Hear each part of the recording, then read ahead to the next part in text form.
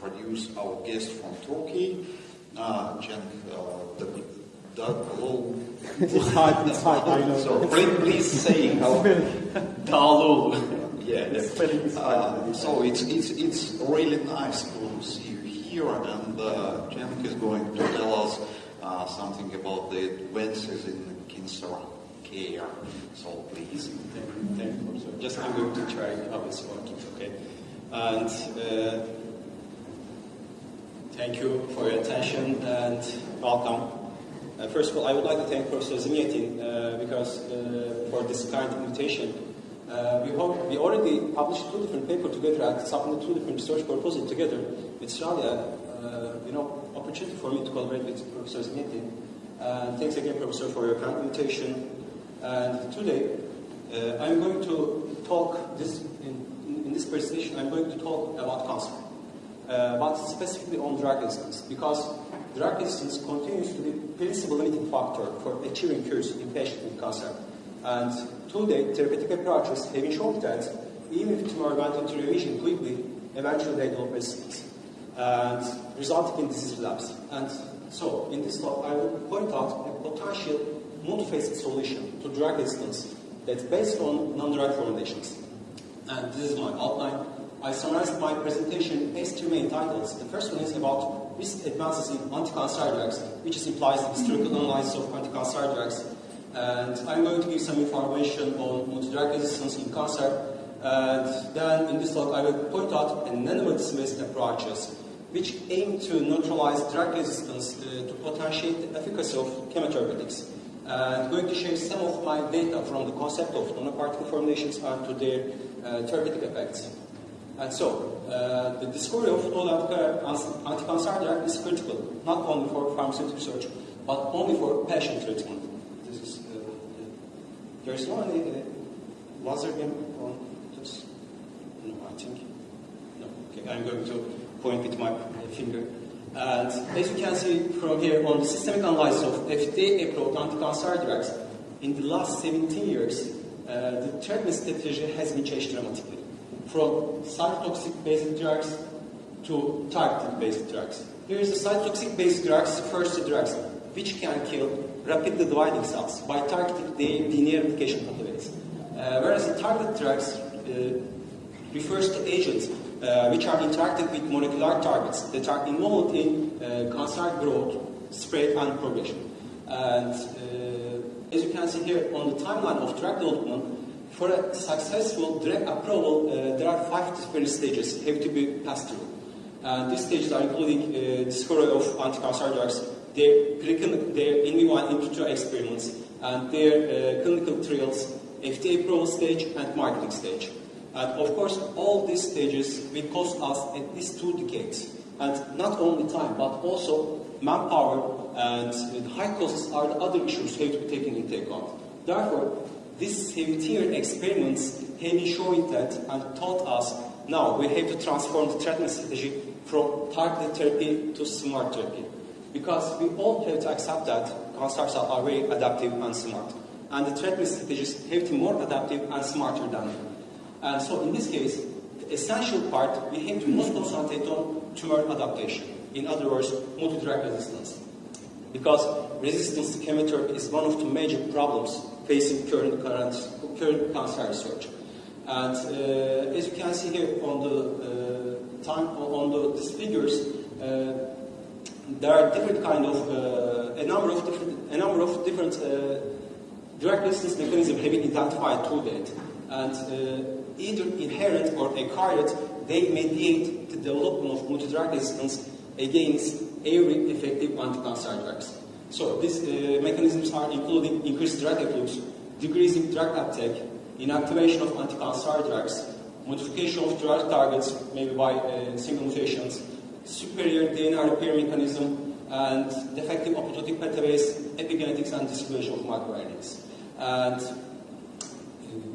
so antagonization of these factors today have to be primary concern in cancer care. But even MDR has been extensively studied in recent years, and which led to the discovery of many MDR inhibitors. The clinical trials still show insufficient results due to their uneliminated toxicity and lack of pharmacological effects. So In this case, to address this issue to date, we designed and tested several platforms, non-formulations, and targeted two different drug mechanisms. One formulation was designed to target pegylcoprotein, a membrane transporter that acts as a drug efflux pump, which lowered the intracellular concentration of drug into tumor cells. And the other formulation was designed to target an anti-apoptotic protein survivin, and a member of inhibitor of apoptosis protein family that acts as a suppressor of apoptosis and plays a central role in cell division. And overall, these formulations were designed to combine multiple functions in a single platform for smart therapy, which orchestrates multiple functions simultaneously. And this multiple function comprising 5 major components. The first one is cytotoxic drugs as a chemotherapeutic agent. Normally, we prefer to use drugs in this formulation because not only it is a common chemotherapeutic used in the treatment of wide range of cancer, but also drugs has a natural fluorescence activity, which make it an ideal reagent to modeling the drug delivery in the tumor cells by optic imaging. And the second component is small molecule components for molecular target therapy. And in this formulation, we prefer to use small molecule emitters because by this way it's possible to overcome their fast renal elimination and to increase their retention in cancer cell. Those are the major problems limiting their clinical usage. And as you can see from the first formulation, we use ICAR as a small molecule emitters. It's an adenosine monophosphate analog that inhibits survivin activity by destabilizing survivin and chaperone interactions.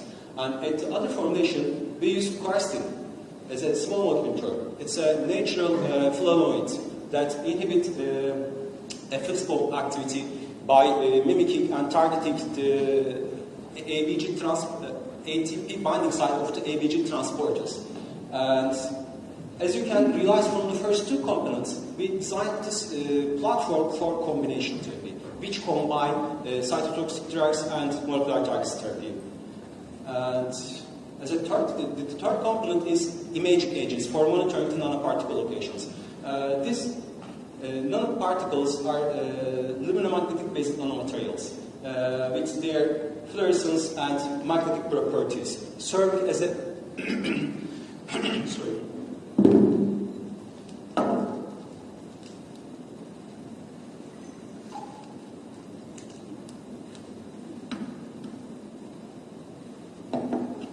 Now it's better. And these particles this is a luminomagnetic-based nanomaterial serving as a dual imaging probe for in vitro and in vivo experiments. And this is a core structure, by the way. It's consistent with iron oxide, magnetic iron oxide, and covered by silica gel for biocompatibility. And the third component is the targeting component to facilitate the delivery of nanoparticles directly to tumor cells. And we formulated these nanoparticles with vitamins as a targeting reagent because vitamins are essential coenzymes for many metabolic reactions, including mitosis. And the vitamin receptors are highly regulated on the cancer cells due to their high rate of mitosis. And the last component is environmental responsive nature to prevent premature drug release. And we formulated these particles with pH-sensitive linkages because by this way, including this pH-sensitive linkages, imine and acetal linkages. These linkages, acid-sensitive linkages, are stable at circulation physiological pH 7, but broken at acidic pH 5. And this means led to release of drug and inhibitor directly in the endosomic acidic endosome of cancer cells. And actually, we really managed to publish this concept of two particles and their therapeutic effects in good journals that received more than now 60, maybe more citation in 5 years. And let me show you how to construct the nanoparticle formulations. The preparation procedure consists of sequential stages. At the first stages, the magnetic core was sensitized by a simple co-precipitation of iron 2 and iron 3 salts. And at the second stage, the magnetic core structure were coated by silica gel for providing biocompatibility and surface modification. And at the third stage, the surface of core shell structure was activated by amine functional groups for further esterification of targeting regions on the surface of nanoparticles by stable ester bonds, and also for further conjugating of inhibitor and drug on the surface of nanoparticles by pH-level linkage. And as you can see from the morphology of nanoparticles which are obtained from the electron microscopy, the core shell structure can be easily recognized from the contrast between core and shell regions. The white core is magnetic core, and the gray shell is the silica shell. The size of the nanoparticle were about under 100 nanometer, and this was cool because it is which are optimal for intravenous injections and for prolonged blood circulation, but importantly, it's for immediate reticular endothelial system, the system that's responsible for the clearance of nanoparticles from the body. This is the schematic representation of smart monotherapy, encompassing targeted delivery of drug and inhibitor inside the tumor cells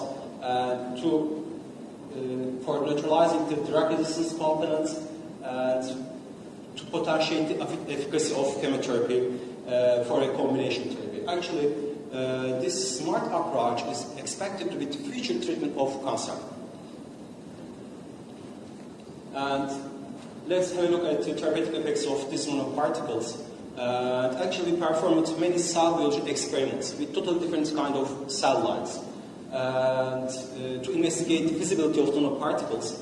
But I just only gave here the experiments performed with lung cancer cell line because it was the only cell line subjected to different kind of nanoparticle at the same time. And it's going to be possible to compare the different results between each other. And hopefully the fluorescence is okay. Yeah, fine. And the therapeutic analysis of nanoparticles, because sometimes because of the light, it's not easy to see the result of the fluorescence microscopy, and now it's cool. And the therapeutic analysis of nanoparticle was performed by fluorescence microscopy. And you can see at the first line, the cellular internalization of nanoparticles was confirmed by the green fluorescence inside the tumor cells. And the red color of dots inside the tumor cell is indicated that indicate successful penetration of drug inside the tumor cells. And for a nuclear staining, we use DAPI to follow the intracellular internalization. And overlap from the red color, from the green color of particles and red color of the dots was observed by merged images, confirming the endocytotic uptake of both nanoparticle and drug in the tumor cells. And there is no significant differences between two nanoparticles, two different formulations, but the nanoparticles prepared for a fixed pump inhibition has brighter DOX activity, as you can see here, as compared to nanoparticles prepared for anti-apoptotic inhibition. This is actually confirming the persistent accumulation of compounds in tumor cells due to the inhibition of a fixed pump activity. And in addition to cancer cell, we also examined the long-time exposure effect of these nanoparticles on healthy cells, and showed their long-time exposure effect on human lung epithelial healthy cells. And the results demonstrate that after even 4 days prolonged incubation, there is a negligible level of cellular uptake as compared to cancer cells. Actually, those are the good results because in only 4 hours we got this internalization results from the cancer cells. But when you compare it to prolonged incubation till 4 days, there is a negligible level of cellular uptake capacity. Because of that, this comparison is really good. And the cytotoxicity of the prepared nanoparticles was investigated by MTT assay. with the reference of IC50 value, the concentration causing 15% of cell death in the incubation window. And as you can see from the graph, it's both of graphs, the cancer cells are exposed to increasing concentration of nanoparticles, and IC50 value were calculated from the dose response curve. And in order to examine the combination effect, we also, the cancer cell also exposed to nanoparticles containing only inhibitor, containing only drug, and containing both of them. And among all nanoparticles tested, the nanoparticles prepared for combination therapy showed lower IC50 value as compared to nanoparticles conjugated with DOX alone, and led to decrease 2 and approximately 4-fold decreases in IC50 value, and which would be significant for clinical context. And no enough inhibition were observed for the particles prepared conjugated with inhibitor alone. This is because, as you can see here from the graphics, the concentration of this nanoparticle were not enough to calculate the IC50 slope. And in order to examine the concept of nanoparticle treatment, the concept of nanoparticle therapy, the cancer cells were also exposed to free doxorubicin, as you can see at the bottom right graph. And here's 100 nanomolar is the mean plasma concentration of doxorubicin in patient under chemotherapy. And it is like 3 times higher than the dose concentration conjugated on nanoparticles. And this means with lower, it's possible to kill cancer cells with lower concentration of anti-cancer drug. And apoptosis-inducing ability of nanoparticles was also investigated by flow cytometer. And we analyzed the impact of inhibitor-assisted dose chemotherapy by comparing the percentage of cells undergoing apoptosis. And both nanoparticles prepared for combination therapy strongly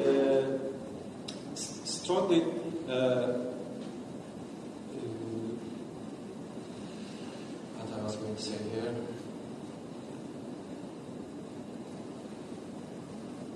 Strongly increased the rate of apoptotic cells, as you can see here. Strongly increased apoptotic cell rate here. And but when compared, the nanoparticles prepared with DOX conjugation with only DOX did not significantly increase the apoptotic cell death as you compare with the nanoparticle prepared with only ICAR. The nanoparticles prepared for anti-apoptotic inhibition, and this confirmed that ICAR's functional involvement in apoptosis. And on the other hand, there is a prolonged initial phase of apoptosis was observed with the treatment of nanoparticle with quercetin. And another critical point of our study was to investigate the differences in the proliferation of cancer cells after nanoparticle incubation. And as you can see here, both nanoparticles prepared for combination therapy strongly arrested cancer cell at G2M checkpoint. And when compared with the control cell, which are not subjected to any nanoparticle application, there is no any cell accumulation at the G2M checkpoint, which means the parenteral cells keeping divided into daughter cells in the control cells. But with application of nanoparticles, we just stopped this dividing and at the G2M checkpoint. And the nanoparticle conjugated only with DOX has more cell cycle arrest capacity as compared to nanoparticle conjugated with quercetin inhibitor alone. But the nanoparticle that conjugated only with ICAR showed similar result with control results.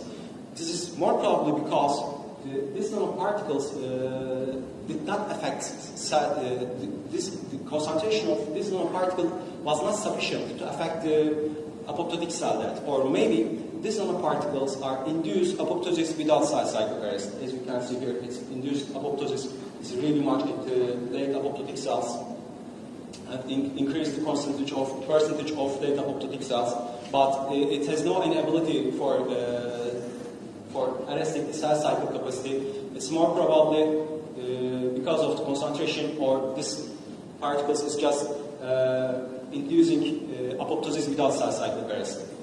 And as a conclusion, nanomedicine-based approaches is promising for anti-cancer drug and repurposing and development. The repurposing part is really important because we tried by designing nanoparticles to revealing the potential of the current FDA-approved anti-cancer drugs to save money, to use our time efficiently, and these strategies may shorten the drug development process and significantly lower the cost. But in terms of future challenges, while nanoparticle formulations have been successful in animal models, the translation to clinic application has been very rare. That's because clinical trials shows that nanoparticles cannot penetrate in the core of a solid tumor as effectively as free drugs in complex organisms like human. And because of this, designing next generation nanoparticle system that overcome that challenges encountered for target delivery of therapeutic cargo, drug and inhibitor is urgently needed. And thanks for your listening. I just try to summarize my presentation because Professor Said told me it's going to be a half an hour presentation. And actually we did many cell biology experiments, and also we performed many physicochemical characterization steps to validate the sensation of our particle. But I just, in this presentation, focused on their therapeutic effects, but more than their physicochemical characterization steps. And thank you for your attention. If there is any question, I can get them.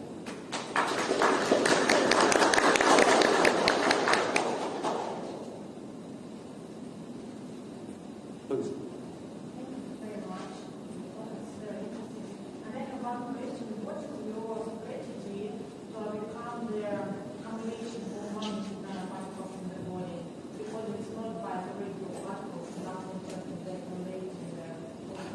Yeah. This is the main problem. Actually, the main drawback of our particle is I get from several editors when I try to submit my results to the journals, the good journals. They first of all ask the in vivo analysis of my designed particles. But actually, to be honest, I couldn't find the right place to perform my in vivo analysis. They are just, this particle just tried on the in vitro analysis. Because of this, I just extended the cell lines capacity when I tried to validate the feasibility of my nanoparticles. We tried more than 10 different kinds of cell lines, and one drug-resistant cell line that I did in my laboratory, and also healthy cells. But unfortunately, I can't say the right thing to you because I didn't have any experiment about in vivo analysis. But if you check the literature, there are many of experiments with animal models. But the problem is blood circulation. Because due to the blood circulation, we aim in these formulations to target the cancer cell line. But the accumulation is problem at the complex organism due to the blood circulation. And because of this, the key point is the targeting of these particles at the right side of the body. But, this totally depends on the money you have. Because you can use better anticorps that is, specifically target the antigen of the cancer cells, upregulated cells. But the anticorps are very expensive. And even during your optimization step, you have to use so much money. Because of this, we prefer to use vitamins. Because you can reach vitamins, it's really cheap. And it's confirmed that their receptor have upregulated on the cancer cells. It's totally, this strategy depends on the money you have in the laboratory. But as I told you again, I couldn't find a chance. Actually, and one editor told me that the very, very promising the data of your shape, very promising, but without in vivo analysis, I can't send it into, reviewers due to our, policy. This is the problem, yeah, this is a good question. But totally depends on the money and, infrastructure of the laboratory.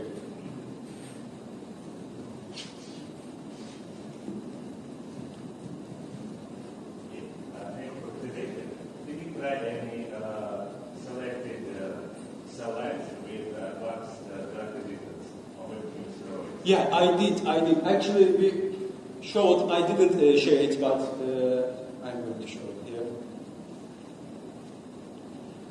In this paper, I just established a drug resistant cell line, doxorubicin cell line. I tried from the minor concentration and keep the cell exposed to drug till 100 nanomolar, which is a mean plasma concentration of doxorubicin.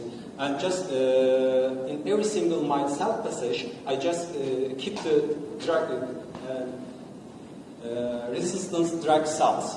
And this paper is comparing the sensitive drugs and drug sensitive, and there are good results because quercetin shows really good results with in the neutralization of drug resistance when compared with nanoparticles just conjugating only drug.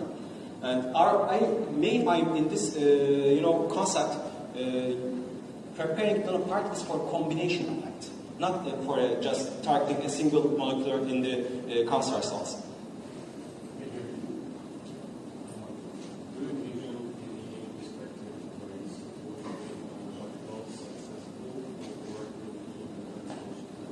It's too hard question, because the major problem for us when you check for the last 17 years that you can get from the literature, cancer cells are very adaptive.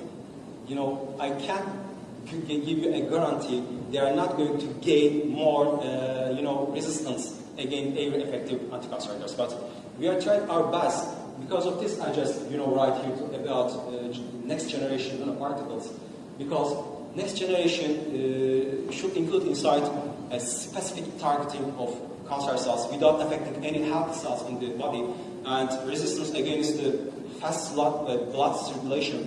But at that time, when we just managed to design this kind of nanoparticles, and we need to see the experiments with the cell biology or immunoinfluenza experiments if there's going to happen any more resistance or not. Because, this is evolution. But it's a good question. Yeah, but I was more questioning not the drug resistance issue, but rather the tumor becomes more isolated because there is more blood circulation. Are there any perspectives of using some novel approaches to possibly enable kind of information? Yeah, there are many kinds of actual approximation. Like tumor cells are just getting carbonhydrate on their faces because of they need higher ATP to keep living and for dividing fast. And you can just directly target this kind of carbohydrate sites of the cancer cells. But this is just hypothesis, and we just have to work more about about targeting. The key problem is targeting now. In complex organism, there are many good results in animal, but for complex organism like human, the targeting is still problems. But it's it's just the nanoparticle system just have opened up new horizon for us and give us promising opportunity because you can compare free drugs with the nanoparticle system and you can get really good results from nanoparticle system as compared to free anti-cancer drugs. And even you can prevent their cytotoxic effects against healthy cells. But still, the key factor is targeting. Just a comment on the targeting. So perhaps you could conjugate the particles with the aptamers. These are the analogs of antibodies, but chemical antibodies that would specifically target your particles to the cancer cells or to the epitopes exposed on the cancer cells. So I guess that would be next step. So that it will be now targeting specifically the cancer cells. Thanks for your contribution, Professor. Really, there are a good approximation about targeting, but the key factor is for accumulation of particles around the tumor. This is the key point. Yeah, you can target, but the important thing is to reach the therapeutic window. But the concentration that reaches the tumor cell is not enough to kill all of them. This is the key point, the accumulation of the particles at the target site. Okay, thank you. Thank you again for listening.